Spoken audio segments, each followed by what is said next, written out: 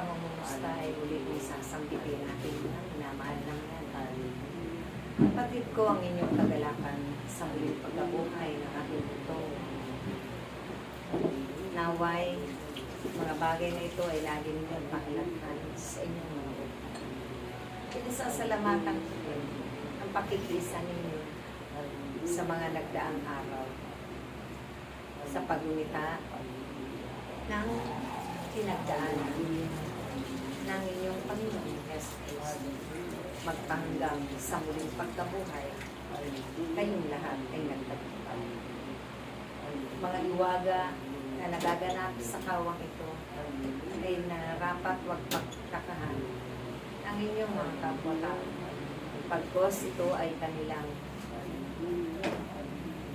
pakinggan, lalong-lalo na ang aming mga mensahe.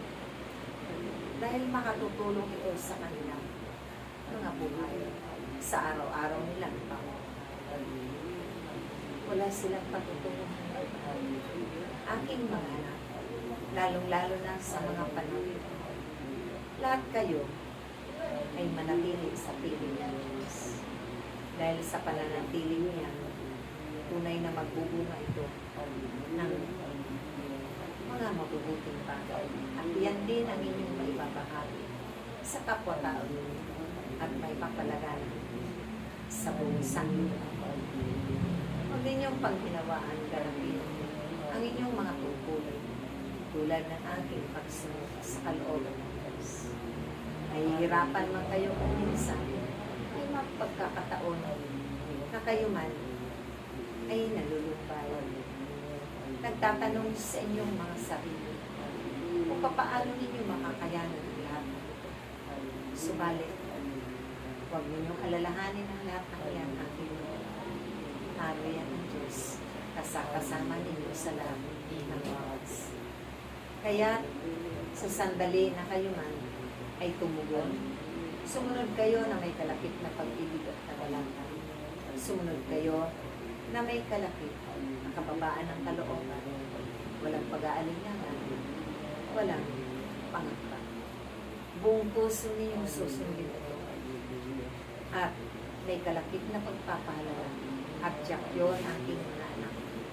Tutularan ninyo ang ginawa ng aking bugtong anak. Dahil hindi man ganun kadali. Subalit, magiging magaan at madali lamang sa pangalan ng Diyos. Kayong lahat ay laging dalitain ang aking alansang isa para sa mga salot at ganapin ang panalangin na makalangit ang pananalangin upang maitaboy lahat ang paparating na salot, upang maitaboy lahat ang mga hindi ka nais-nais sa paligid. Dahil ito na ang panahon upang hindi ninyo maranasan magkaisa kayo lagi sa pagtaboy sa pangalan ng Panginoon. Kaya aking mga anak, maghanda kayo lagi.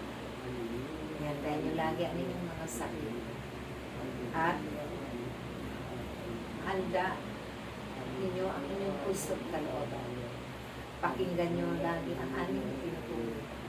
Ihanda ninyo sa araw-araw nating pagtitipan ang mga magaganap na aming ipapaalam sa inyo.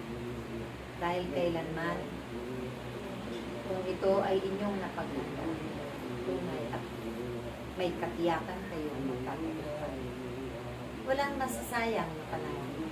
Walang masasayang na pagkakataon. Kung kayong lahat ay nagkakaisa. Kung kayong lahat ay sumusunod sa kalooban ng Diyos. Huwag ninyong hayaan ang kalooban ng inyong kalaban ang siyang masusunod. Ang mga tukso ng pagkakasal ay nariyan lamang sa paligid. Kaya, maging mapagmasid, maging matatag sa inyong pananampalataya at pagtitiwala. Maraming salamat sa inyong lahat, aking anak. Na kailanman, hindi ninyo nalilimutan ang inyong mga gaganapin. magkaisa kayo, maging mag-ibigan kayo, magpatawaran kayo. Tapos si Maria, na ipapanalangin ko kayong lahat, lagi doon sa kalangitan. Lagi sa harapan ng Diyos, ako'y nagpapatirapan. Hinihingi ko ang awat habal, ay di ninyo maranasan. Ang mga pagyanig ng lupa, ang paglupan ng lupa, ang mga daluyong ng dagat, at iba pa na mga bagyo na malalakas. Iba't ibang trahedya. Dahil ang lahat ng yan ay nakapagpa. Subalit ipanalangin niyo, katuwang ng aking pananalangin. At lahat ng yan ay tutulungan ng Diyos. Huwag kayong mabalisa aking mga ina. Ina kayo ng inyong tahanan, abala sa lahat ng bagay. Subalit, ang gawain ng Diyos ay lagi ninyong nilalaan ng mga sa panahon. Kaya, lahat ng inyong ipinapanalangin ay tutuunin ng Diyos. Ang dating pagpapala ay inyong makakampan. Pagdating ng taglang panahon ninyo, ipanalangin ninyo ang mga yumao, ang mga kaluluwa na hindi pa kilala, na nawala sila sa sanglibutan.